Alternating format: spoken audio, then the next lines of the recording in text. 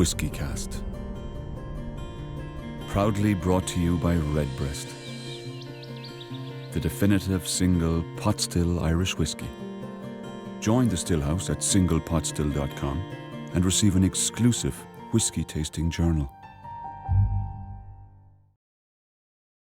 What I want to tell you tonight is something about Scotch whisky. Those that have heard me before, I want you to get up and I want you to feel the spirit. Richard Paterson is known simply as the Nose.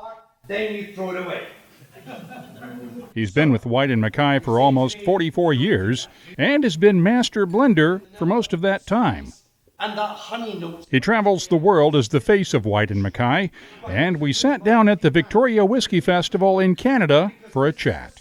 Let's start off with Daniel Boulud, the partnership with a celebrity chef, between a celebrity chef and a celebrity whiskey maker. One of the few times this has happened. Right. How did this come together, and what went into creating the Dalmore presented by Daniel Boulud? Well, we had obviously known the reputation of Daniel Boulud for quite a number of years, but it's only recently he's really, retained his sort of peak of perfection with regards to culinary expertise.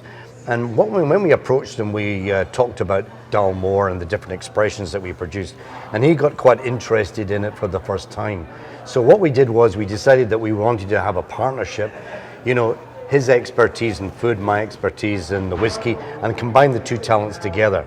So what I did was I looked at various styles of whiskies of Dalmore, matured in different, from port, Madeira, Marsala, Cabernet Sauvignon, and what have you. And we sent him these different samples, and he made a particular selection, nearly 15 samples as such.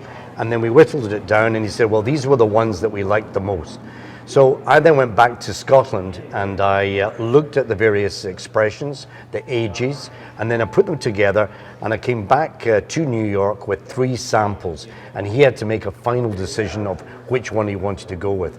Luckily, he chose the same one as what I had liked. So that was a different style using the wines muscatel. And what we did was we took it down to 42% alcohol. But it allowed us, in fact, to, after he had made that decision, is to amalgamate, assemblage of these whiskies, and then we produced it, we bottled it, and then we put it into the restaurant. So he has got exclusive rights. It's his blend of the single Dalmore at the end of the day. And from that, we've had a really great working relationship. Was it harder to create a blend with a chef who knows his flavors and has his own good nose than it is with some of the other celebrities, the F1 drivers and some of the other folks you've worked with? I loved working with him, actually. I'm being absolutely sincere in that. Within a matter of seconds of talking to him about his culinary delights, his different foods that he creates in his restaurant, he immediately could see the fusions of the casks with the whiskey, and from that, we sort of got on very well, looking for something that would really highlight and show off the Dalmore, what it's about. So that worked really well. In fact, it worked better than what I really anticipated originally.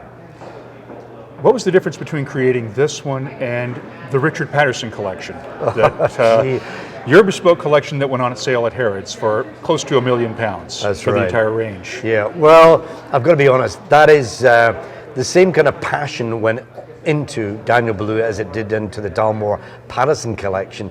But one thing is different about the Paterson collection is that, first of all, that took about 2 years to put together. It took 1 year to actually write the whole journal, a book of 210 pages. So that's a lot of writing. Nearly 100 pages are to actual with their expressions themselves. But these whiskies are an accumulation of aged whiskies that have never been seen before, and it was an assemblage, again working with somebody else. It wasn't just myself, it was working with Nick Fleming, the buyer of the spirits buyer of Harrods. And what we did is we defined the ages from 1960s, 1970s to 80s, and we put it down and we made a selection from that. And once we seen these different expressions, I then went back and I blended them again. But what I did was the second tasting that we did was to actually reduce it down to the most perfect drinking strength. And therefore, when you buy this 12 bottles in the beautiful cabinets put together by a great architect, Gavin Robertson, the cabinet maker, And you see these whiskies, they're not for diluting, they're not for adding anything. They are the most perfect drink for drinking immediately and enjoying it and making it unique. So that's what makes that particular one different. But you're not going to have ever again a collection like it. You're never going to have a journal written like it. And you're going to see original letters, Alfred Barnard, everything, photographs are in that ledger. And that's what makes it very different. Is this the peak of your career, or recreating the Shackleton? Is this the pinnacle? How do you describe the pinnacle now? I don't know. It's a very good question, because the commemorative anniversary blend of 1994 stands out. The Shackleton has to stand out. The Dalmore Paterson collection has to stand out. These are tremendous memories that I'll never forget as long as I live. What's the reward I get for it? It's trying to show people that if you're prepared to pay that kind of money, whether it be £100 for the Shackleton or nearly £1 million, you're going to get that passion and that sort of dedication to the Scotch whisky. So, you know, they're rewarding, but I'm always looking for newer things as well. Did the second version of Shackleton make the goal that you had set and Whyte Mackay had set for the Antarctic Heritage Trust? It was sort of, I'll be honest, it was kind of a sensitive one, because first of all, America complained when they never got enough bottles from the first expression.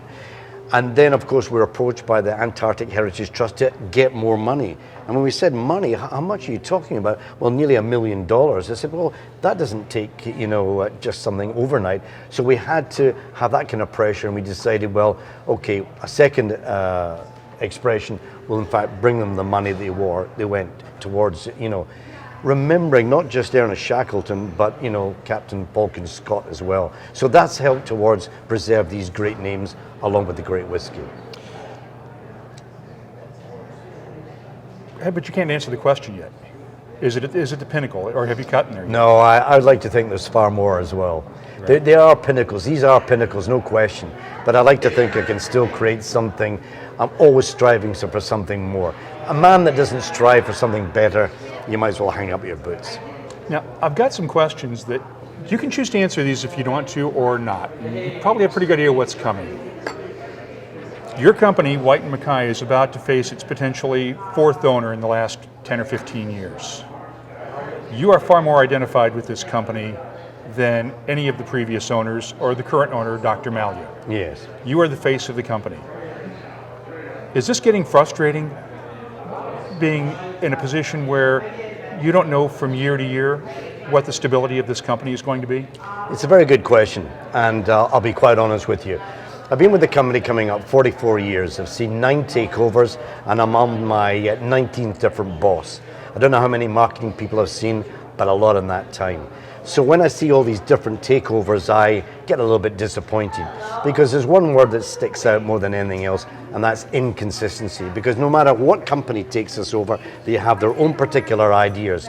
But, and this is the point that everybody should remember, no matter how many takeovers I've seen, the stability, the consistency of that blend, like Whyte Mackay, all the blended whiskies and the single malts have never changed. My idea is always to create the very best and maintain that. So although we go through these very painful takeovers that are not only frustrating for somebody like myself, but you've got to think about the other people in the company, all the rest of the staff. It's a very unsettling time. But hopefully, and that's all I would say, hopefully when we do get that final takeover, we know what's happening on, it will settle down and we'll have a rosy future. We've never diminished in our demand for supplying great whiskies, but as you say, it can be very frustrating. But the current proposal that's been put before the Office of Fair Trading would actually split this company up. Well, you'd lose Dalmore and Tamnavulin if Diageo's proposal is accepted, and that's your baby. Yeah, well, you know, you're saying that, but there's a lot of intricacies that are going on. I don't want to, deep too much of it, but that is the proposal just now. There are many other hidden gems in between, and no matter which part of the world I go to, there's always somebody who's going to take over.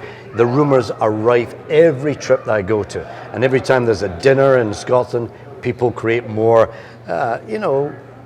people are like that. You just, rumors fly.